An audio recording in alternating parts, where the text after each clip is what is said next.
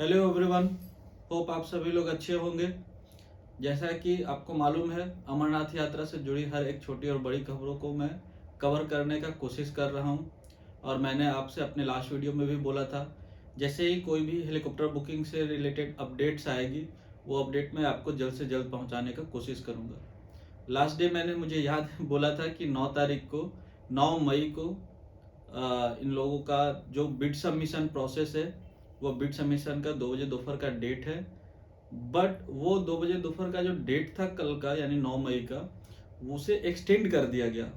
और मैं वेट कर रहा था ऑफिशियल कम्युनिकेशन के लिए। कल लेट में इसका ऑफिशियल कम्युनिकेशन आया ही है, और ये 9 के जगह अब 13 मई तक का डेट दिया गया है। 13 मई को इन लोगों को ऑफिशियल कम्युनिकेशन जो है 13 मई को इन लोगों को बिड क्लोजर का सबमिशन करने का लास्ट डेट है। इसके अलावा बिड से जुड़ी एक और अपडेट है।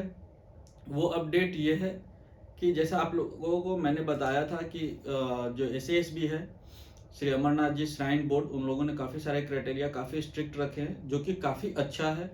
मगर इसमें इससे जुड़ी अपडेट ये है, और इसमें लेट होने का एक कारण ये है कि पहले इन्होंने बोला था कि जो भी पायलट्स होंगे उसमें हमेशा 4 pilots, minimum 4 number of pilots on its roll, जो कंपनी है उनके रोल पे होने चाहिए। और वो जो रोल है वो मिनिमम 6 मंथ्स पुराने होना चाहिए कंपनी रोल पर। मगर ये प्रैक्टिकल सिनेरियो है कि जहाँ पे आपको मालूम है कि ये सारे सीजनल चीज़ें हैं। सीजनल चीज़ें बोलने का मतलब कि अभी इस टाइम पे केदारनाथ, चार धाम यात्रा, अमरनाथ यात्रा, ये सारे शुरू होते हैं। उसके बाद फिर इनकी फ्रीक्वेंसी विंटर जैसे ही शुरू होती है, इवन जुलाई अगस्त के बाद से ही ये सारे वापस से बंद होने लगते हैं। तो उस समय पे जो भी एयरलाइन ऑपरेटर्स हैं उनको ज़्यादा पायलट्स की ज़रूरत नहीं होती है। तो ये लोग फुल टाइम अपने पेरोल पे पूरा थ्रू आउट द ईयर किसी को भी एज ए एम्प्लॉय मैक्सिमम लोगों को नहीं रखते हैं। ये एज एंड व्हेन जैसे आता है तब उन लोगों को हायर करते हैं। और इसमें आपको मालूम है कि मैक्सिमम रिटायर्ड जो हमारे इंडियन एयरफोर्स से रिलेटेड पर्सनल है, उन लोगों को लिया जाता है, जो कि काफ़ी ट्रेंड होते हैं। हमारे इंडियन एयरफोर्स आपको मालूम है कितने स्ट्रांग है, और उनकी दक्षता पे कभी कोई सवाल नहीं उठता है। और ये इस समय इन लोगों को कॉन्ट्रैक्ट बेसिस पे हायर करते हैं। जैसे आपको मालूम होगा, अपने जनरल सिनेरियो में भी आप जानते हैं, सुनते हैं, बहुत सारे लोगों को आपने देखा भी होगा कि पायलट्स का सैलरी काफ़ी हैंडसम और स्मार्ट होता है। Not only in terms of compensation but in terms of other things also.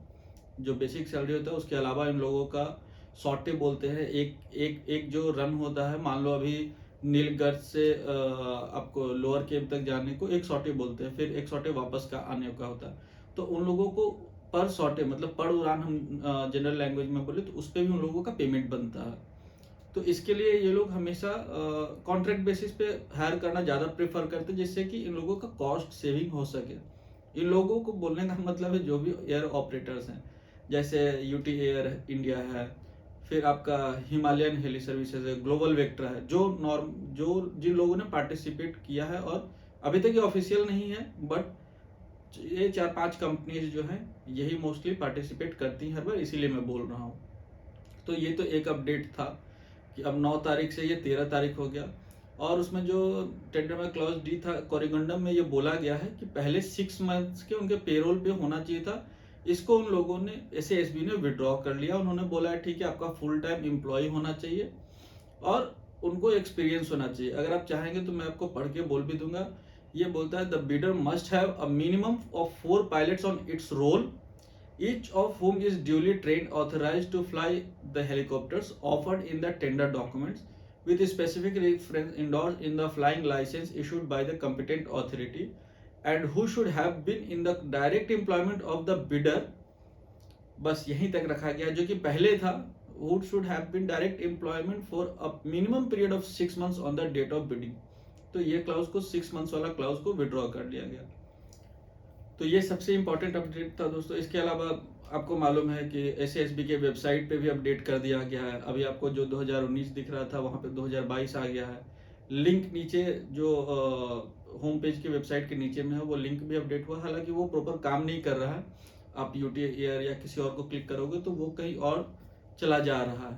तो अभी आप उसके लिए पैनिक ना हो, बहुत जल्दी ये सॉर्ट आउट हो जाएगा। विद इन अ वीक आपको और 10 डेज ये सारा चीज़ सॉर्ट आउट होकर के बुकिंग स्टार्ट होगा। बुकिंग स्टार्ट होने वाला रहेगा, उसके पहले मैं आपको मतलब जैसे ही बुकिंग स्टार्ट होगा मेरा पूरा कोशिश रहेगा कि जल्द से जल्द मैं आपको आकर अपडेट दे दूं। ये वीडियो इसके लिए भी डिले हो गया क्योंकि मुझे भी मालूम था इन मटेरियल चेंजेस कुछ नहीं हुआ। इसके अलावा आपको मैंने लास्ट टाइम ये रिकमेंड भी किया था कि आप लोग पैदल चलना वॉक करना शुरू कर दें, प्रैक्टिस में रहें, थोड़ा रिदम में रहें, ताकि जब हम बाबा अमरनाथ जाए, बाबा बर्फानी के दर्शन करने के लिए, तो उस समय हम लोगों को कोई दिक्कत का मतलब पहले से रहेंगे तो हम प्रैक्टिस में रहेंगे तो हमारे लिए चढ़ना भी काफ़ी इजी होगा। इसके अलावा मैंने आप लोगों को बोला था शूज़ के लिए कि किस तरह के शूज़ रिकमेंडेड है। तो शूज़ के लिए मैं बोलूँगा कि एक मीडियम रेंज की अगर मिलता है आपको वाटरप्रूफ शूज़, तो वाटरप्रूफ ट्रैकिंग शूज़ ले सकते हैं। वैसे मैं ब्रांड को किसी को इंडोर्स नहीं कर रहा हूँ, बट इस रेंज में अगर आप किसी मेट्रो सिटी में हैं तो डीकैथलन का आपको शॉप मिल सकता है। अभी तो डीकैथलन काफ़ी जगह पे हो चुका है, इवन मुझे मालूम चला इंदौर वगैरह में भी है।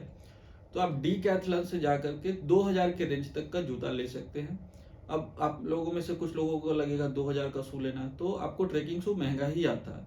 इवन तो अगर आप वुडलैंड वगैरह से अच्छी क्वालिटी का लेंगे तो वो और भी महंगा आएगा।